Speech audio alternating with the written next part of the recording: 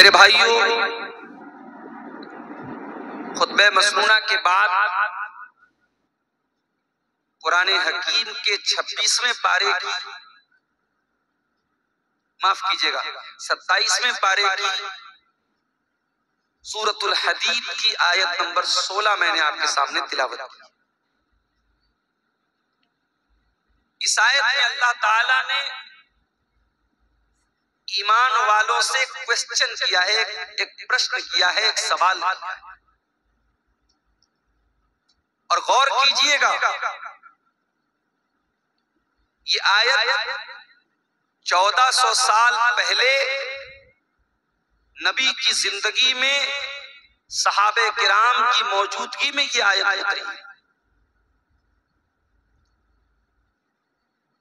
ظاہر ہے کہ صحابہ کرام ہماری اور آپ کی طرح نہیں تھے، بڑے مضبوط ایمان والے لوگ تھے اور اسلام کے لیے بڑی قربانی دینے والے لوگ تھے۔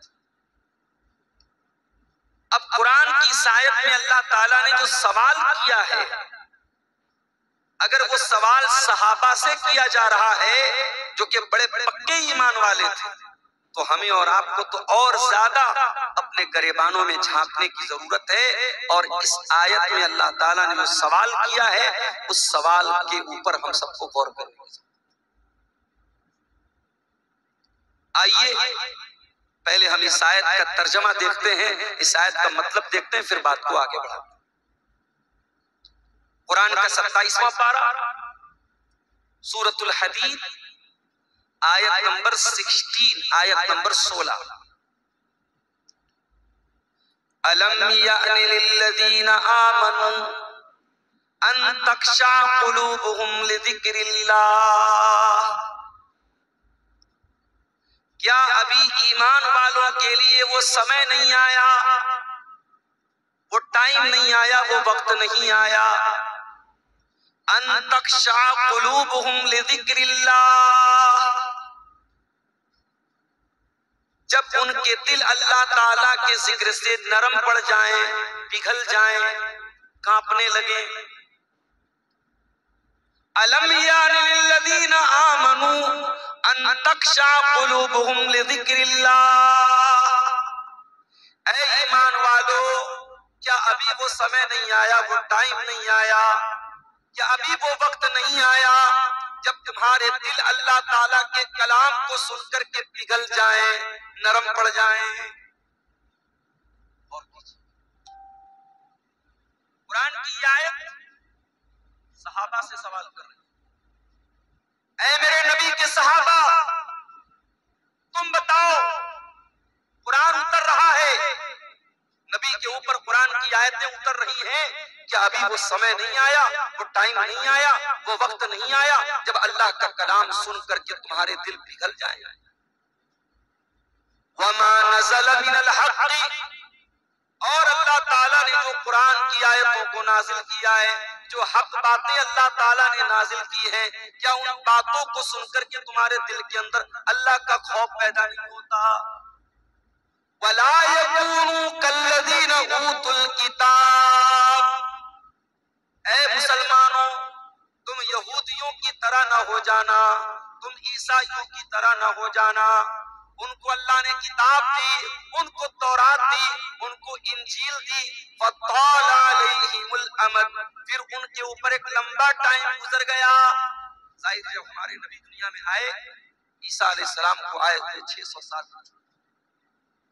موسیٰ علیہ السلام کو آئے ہوئے ہزاروں سال ہو چکے تھے۔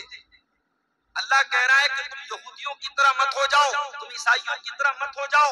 ان کو اللہ نے اپنی کتاب دی اور ایک لمبا ٹائم جب گزر گیا، فَقَسَتْ قُلُوبُهُمْ، تو ان کے دل سخت ہو گئے، ان کے دل ہارڈ ہو گئے، ان کے دل کٹھور ہو گئے۔ اے مسلمانوں، ابھی تمہارے نبی موجود ہیں، ابھی قرآن اتر رہا ہے، ابھی تمہارے دل کے اندر سختی آنے لگی، کیا تمہارا دل اللہ کا کلام سن کر کے نہیں پگھلتا ہے؟ تمہارے دل میں اللہ کا ڈر پیدا نہیں؟ میرے بھائیوں، اس آیت کو اپنے سامنے اور ذرا غور کریں، ہم سب اپنے گریبانوں میں جھانکیں اور سوچیں کہ آج ہم کہاں کھڑے ہیں اور ہمارے دل کا کیا حال ہے۔ اسی سیمان کے علاقے میں اگر میں یہ کہوں کہ روزانہ ایک نہیں درجنوں پروگرام ہو رہے ہیں تو غلط نہیں ہوگا، مبالغہ نہیں۔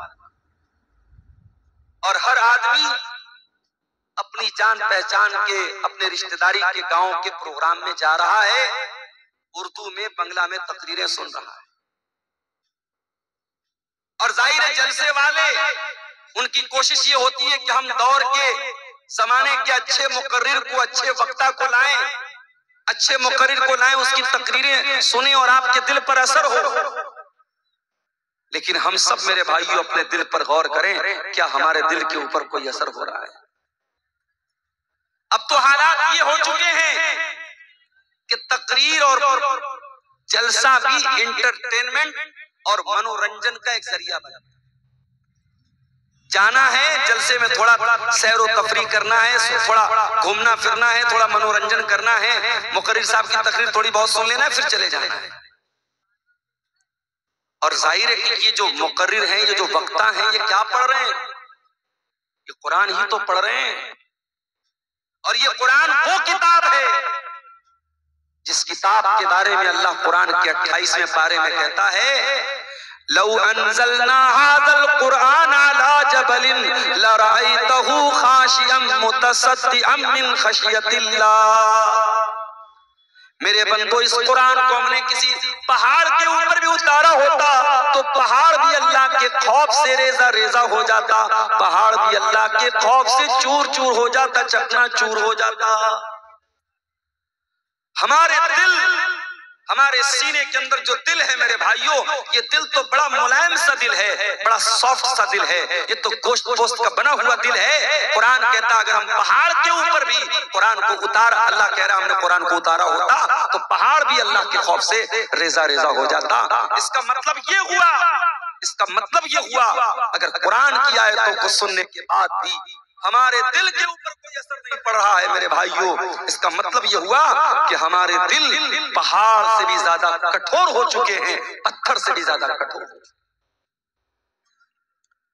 میرے بھائیوں، آج الحمدللہ شیرشاہ آبادی برادری میں ہم بڑے فخر کے ساتھ کہتے ہیں کہ صاحب ہم لوگ اہل حدیث ہیں۔ ابھی ارریا کے کسی سیاسی لیڈر نے اس برادری کے بارے میں کچھ نازیبا باتیں کہی تو میں نے کل جماعت کے بڑے علماء کے بیانات دیکھے کہ نہیں صاحب یہ غلط بات ہے، ہماری برادری کے اوپر بہت بڑا الزام لگایا جا رہا ہے۔ ہم بڑے فخر کے ساتھ اپنے آپ کو اہل حدیث کہتے ہیں، لیکن کبھی ہم نے غور کیا کہ اہل حدیث کا مطلب کیا ہوتا ہے؟ کیا سینے پر ہاتھ باندھ لینا، آمین زور سے بول لینا، نماز میں رفع الیدین کر لینا، 8 رکعت تراویح پڑھ لینا، کیا یہی پہچان ہے اہل حدیث کی؟ نہیں میرے بھائی، ہم نے اہل حدیث کا مطلب نہیں سمجھا۔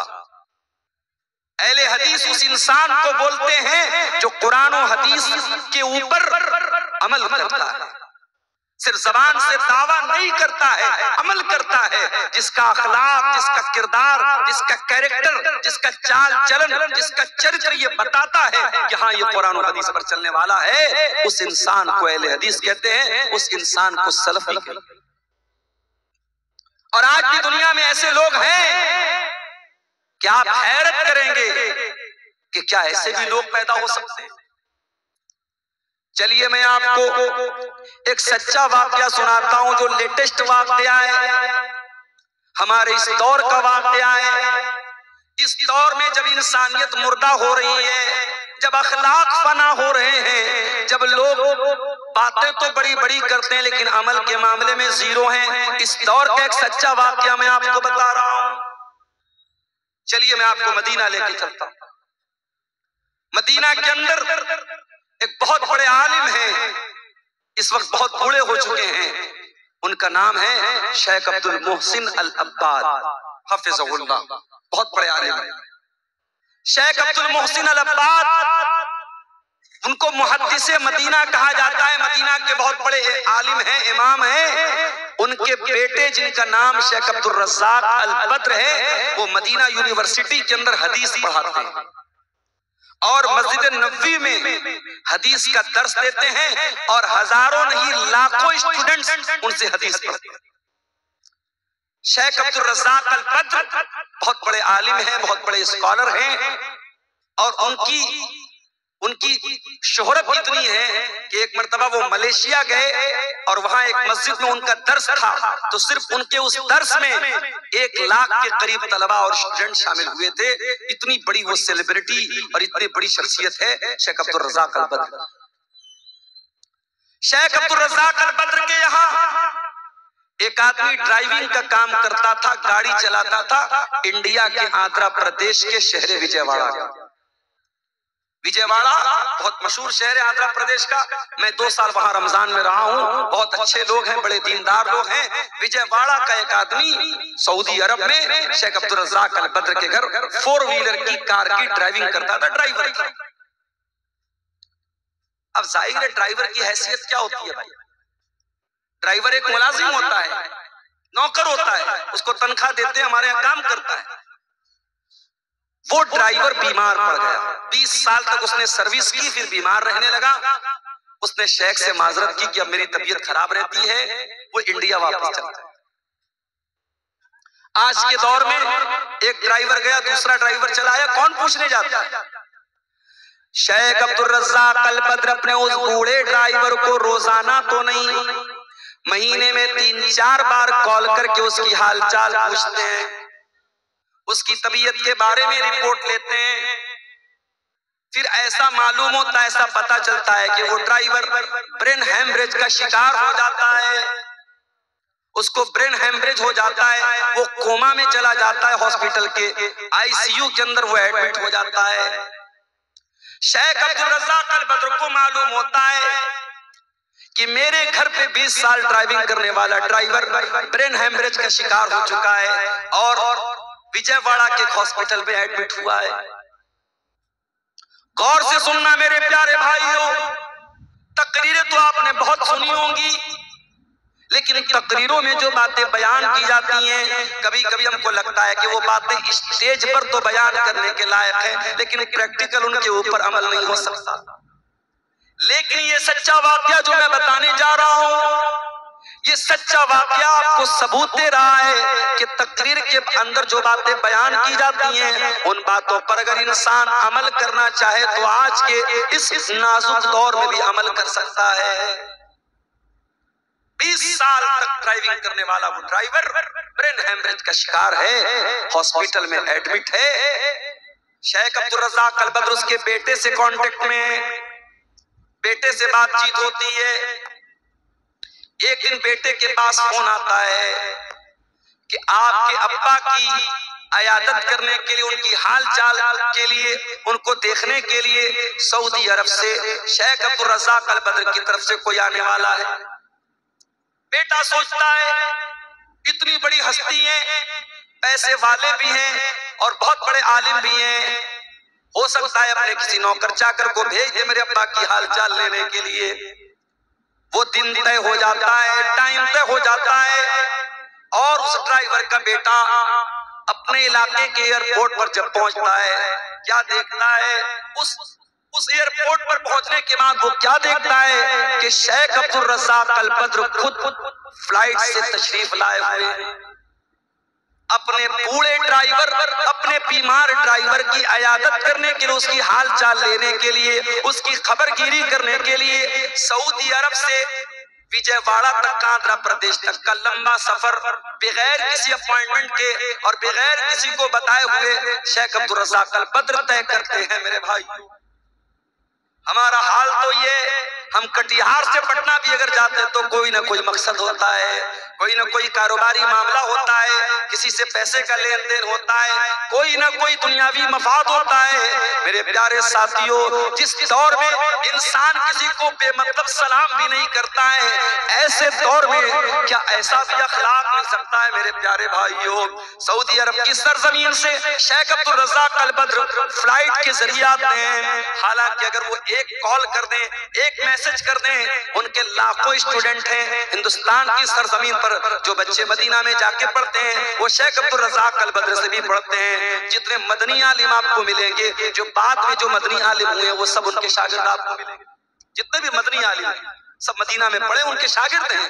ایک میسج کر دیں طلبہ کی اور اسٹوڈنٹ کی بھیڑ لگ جائے گی، مگر شیخ عبدالرزاق البدر نے کسی کو نہیں بتایا، بغیر کسی اپوائنٹمنٹ کے اچانک آئے، ڈرائیور کے بیٹے کے ساتھ کار میں بیٹھ کے ہاسپٹل آئے، اپنے اس بوڑھے ملازم کی دیر تک بیٹھ کر کے اس کو دعاؤں سے نوازا، اس کی پیسے سے بھی مدد کی اور ان کے گھر والوں کو تسلی دی اور پھر واپس چلے گئے۔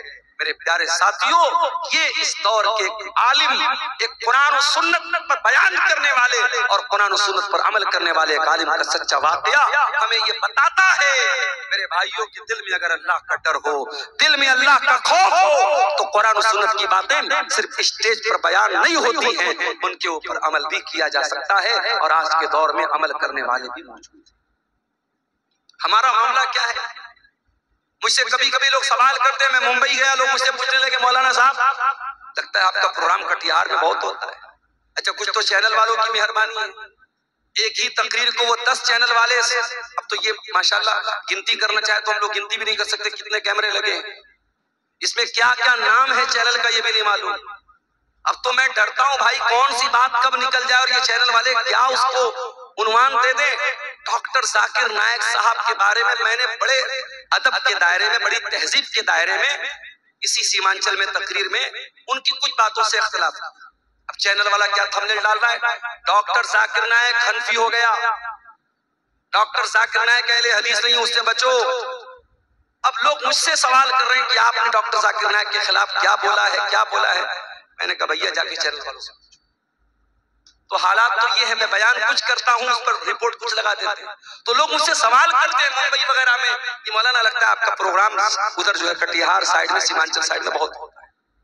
اور حقیقت میں اگر آپ دیکھیں صرف میری بات نہیں ہے، جو بھی ہمارے جماعت کے بڑے بڑے مقررین ہیں جیسے مولانا جرجیت صاحب ہو گئے، اور اسی طریقے سے اور بھی جو بھی اس وقت جو مقررین جن کو ہم جانتے ہیں، جو چل رہے ہیں یا جن کو سوشل میڈیا پہ سنا جا رہا ہے، اس میں سے بہت سارے لوگ آپ کے سیمانچل میں آتے ہیں۔ سیمانچل میں جلسے اتنے ہو رہے ہیں، تقریریں اتنی سنی جا رہی ہیں، مگر اثر کیوں نہیں ہو رہا ہے؟ کیا بے پردگی میں کوئی کمی آ رہی ہے؟ کیا شراب کے نشے میں کوئی کمی آ رہی ہے؟ کیا زنا کاری اور بدکاری میں کوئی کمی آ رہی ہے؟ کیا شادی بیاہ میں لین دین میں کوئی کمی آ رہی ہے؟ اسی بہار کی سرزمین پر چمپارن کے ایک ہمارے دوست ہیں، ساتھی ہیں، ہمارے ساتھ پڑھانے والے ٹیچر ہیں، ان کی بیٹی کے رشتے کی بات آئی۔ لڑکا معمولی سا کوئی کام کرتا ہے، محنت مزدوری کا کام کرتا ہے، 5 لاکھ روپے کی ڈیمانڈ کی۔ وہ ٹیچر ہمارے ساتھ پڑھاتے کہنے لگے مولانا یہ حالات ہیں ہماری جماعت کے لوگوں، اہل حدیث لڑکا ہے، گھر والے بڑے پکے اہل حدیث ہیں، 5 لاکھ روپے کی ڈیمانڈ ہوئی ہے کہ لڑکی کی شادی کرنا ہے تو 5 لاکھ روپے لے کے آؤ۔ میرے بھائیوں، دعویٰ کرنا بند کر دو اہل حدیث۔ تمہارے شادی بیاہ میں اگر تم قرآن و سنت کو فالو نہیں کرتے ہو، لین دین میں اگر قرآن و حدیث کو فالو نہیں کرتے ہو، چال چلن میں قرآن و حدیث پر نہیں چلتے ہو، تو صرف سینے پر ہاتھ باندھ کر اور رفع الیدین کر کے اپنے آپ کو اہل حدیث کہنا بند کر دو، بند کر دو اہل حدیثوں کو بدنام کرنا۔ ہمارے دل کٹھور ہو چکے ہیں میرے بھائی، اتنی تقریریں سن رہے ہیں مگر کوئی اثر نہیں پڑ رہا ہے۔ کیوں؟ قرآن کا وہ سوال ہم سے اور آپ سے بھی ہو رہا ہے، الم یان للذین آمنوا، اے ایمان والو وہ سمے کب آئے گا، وہ ٹائم کب آئے گا، وہ وقت کب آئے گا، ان تخشع قلوبہم لذکر اللہ، کہ اللہ کا کلام سن کر کے صرف تمہارے کانوں کو اچھا نہیں لگے گا بلکہ تمہارے دل کے اوپر بھی اس کا ایفیکٹ پڑے گا، اس کا پربھاؤ پڑے گا۔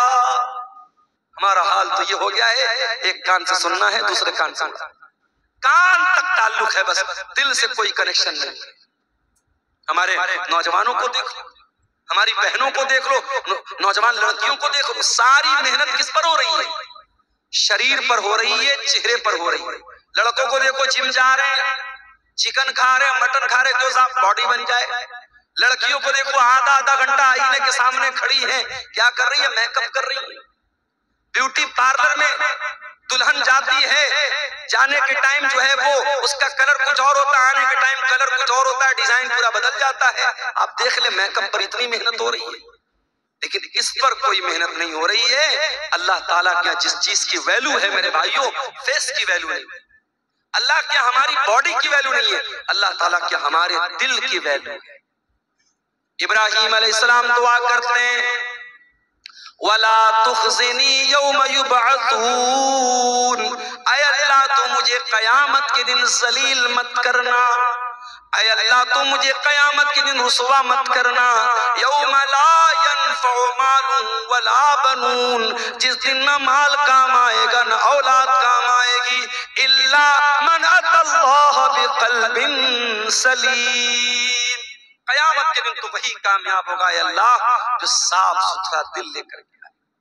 तुम्हारे चेहरे कितने साफ सुथरे हैं, तुम्हारे बालों में कितनी खूबसूरती है, तुम्हारा शरीर कितना खूबसूरत है, अल्लाह ताला के ये मैटर नहीं करता है। हाँ, अल्लाह क्या ये मैटर करता है कि आपका दिल कितना साफ सुथरा है। कहीं ऐसा तो नहीं कि चेहरा तो बहुत अच्छा है, बॉडी तो बहुत मजबूत है, मगर दिल के अंदर गंदगी भरी है, दिल के अंदर लालच भरा है, दिल के अंदर खुदगर्जी भरी है, दिल के अंदर माल की मोहब्बत भरी है, दिल के अंदर दुनिया की मोहब्बत भरी है, दिल के अंदर शरारत भरी है।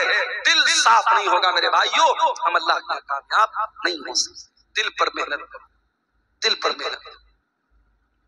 इसीलिए अल्लाह कुरान के पहले पारे में कहता है, यहूदियों का जिक्र करते हुए, जब यहूदियों ने अल्लाह ताला की बहुत नाफरमानी की, बहुत गुनाह किया, अल्लाह ने फरमाया तुम्मा क़सत क़ुलूबुकुम मिन बादि ज़ालिका फ़हिय कल हिजारति औ अशद्दु क़स्वा। ऐ यहूदियों, तुम्हारे दिल पत्थरों से ज्यादा कठोर हो चुके हैं, पत्थरों से ज्यादा सख्त हो चुके हैं। वइन्न मिनल हिजारति लमा यतफज्जरु मिनहुल अन्हार। अरे पत्थर भी कुछ ऐसे होते हैं कि पत्थर के अंदर से नहरें बहती हैं। वइन्न मिनहा लमा यशक़क़ु फयख़रुजु मिनहुल मा। पत्थर तो कुछ ऐसे भी होते हैं कि पत्थर पर जब बार बार पानी की बूंदें पड़ती हैं तो पत्थर में सुराख हो जाता है और पत्थर से पानी रिस रिस करके बहने लगता है। ऐ यहूदियों, ऐ अहले किताब, तुमने इतना अल्लाह को नाराज किया है, इतने गलत काम किए हैं, इतने अल्लाह को नाराज करने वाले काम किए हैं कि तुम्हारे दिल तो पत्थरों से ज्यादा सख्त। कुरान ने तो यहूदियों के बारे में कहा था, माफ करना मेरे भाइयों, हमें और आपको इस आयत को अपने ऊपर भी आज अप्लाई करने की जरूरत है। कहीं ऐसा तो नहीं कि हमारे दिल भी पत्थरों से ज्यादा कठोर हो गए। वही कुरान, जो कुरान डाकू सुनता था तो सुधर जाता था, तौबा कर लेता था। एक डाकू था जिसका नाम था फुज़ैल इब्न अयास। उसका काम था डाका डालना, लोगों के मकान में जाके चोरी करना, लोगों का माल हड़प लेना, लोगों का पैसा चोरी कर लेना। एक दिन रात का वक्त था, एक मकान की छत पे जाके कूदता है। रात का सन्नाटा है, फुज़ैल इब्न अयास डाका डालने के लिए, चोरी करने के लिए गया है। एक मकान की छत पे कूदता है। दूर से कोई अल्लाह का बंदा अपने घर में बैठ के कुरान की तिलावत कर रहा है। उसकी तिलावत की आवाज फुज़ैल इब्न अयास के कानों में पड़ती है और इत्तेफाक से वो इंसान कुरान की यही आयत पढ़ रहा है, अलम यअनि लिल्लज़ीना आमनू अन तख़शा क़ुलूबुहुम लिज़िक्रिल्लाह। ऐ ईमान वालो, क्या अभी वो समय नहीं आया कि अल्लाह का कलाम सुन करके तुम्हारे दिल पिघल जाएं, तुम्हारे दिल कांप जाएं, तुम्हारे दिल नरम पड़ जाएं। जब ये आयत हजरत फुज़ैल इब्न अयास के कान में पड़ी, कहा अल्लाह, मैं तेरा इतना गुनहगार बनता, कोई रात में बैठ के कुरान की तिलावत कर रहा है, कोई कुरान पढ़ रहा है और मैं बैठ के लोगों का माल चोरी कर रहा हूं, मैं डाका डाल रहा हूं। अरे अल्लाह, मैं तौबा करता हूं तेरी बारगाह में। वो टाइम आ गया है अल्लाह, जिस टाइम के बारे में तू पूछ रहा है कि वो समय कब आएगा, वो समय आ चुका है। फुज़ैल इब्न अयास ने सच्ची तौबा की, वहां से निकले। एक जगह अंधेरा था, बारिश का मौसम था, लोग एक जगह रुके हुए थे एक मकान में और आपस में बातें कर रहे थे। रात बहुत हो गई है, अब हमें यहीं रुक जाना चाहिए। کسی نے کہا نہیں یہاں رکو مت، ہمیں چلنا چاہیے، کیا پتا فضیل ابن عیاض نام کا ڈاکو کہیں چھپا ہو اور ہمیں پکڑ کر کے ہمیں لوٹ لے، مار لے، اس سے پہلے کہ ہمارا مال چوری ہو جائے ہمیں یہاں سے نکل جانا چاہیے۔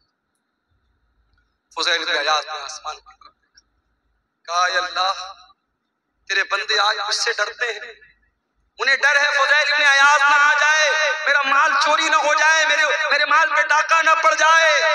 اے اللہ آج تیرا بندہ تجھ سے سچی توبہ کرتا ہے اور تجھ سے وعدہ کرتا ہے جب تک زندہ رہے گا تیرے گھر کو نہیں چھوڑے گا، اپنی ساری زندگی تیرے گھر کے لیے قربان کر دے گا، تیری مسجد کے لیے قربان۔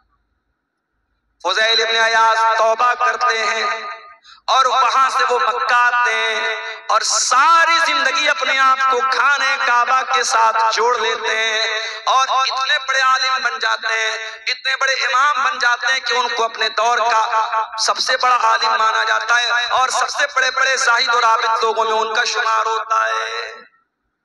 قرآن تو وہی ہے میرے بھائی، قرآن وہی ہے، قرآن کی آیتیں وہی ہیں۔ ایک ڈاکو نے سنا اور توبہ کر لی اور ہم اور آپ اس قرآن کو سنتے ہیں اور ہمارے دل پر کوئی اثر کیوں نہیں ہوتا؟ قرآن جواب دے رہا ہے ثم قست قلوبکم من بعد ذالک، تمہارے دل پتھروں سے بھی زیادہ کٹھور ہو چکے۔